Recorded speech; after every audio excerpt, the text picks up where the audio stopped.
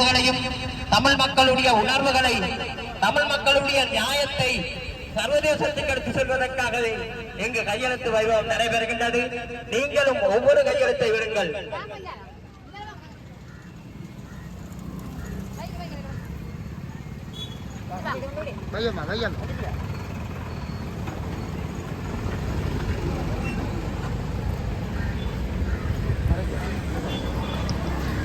இன்றைய நாளில் இந்த கிழமைக்கு மாநகரத்திலே அலை அலையாக வந்து இங்கு கையெழுத்து எழுதுகின்றார்கள் எமது உறவுகள்.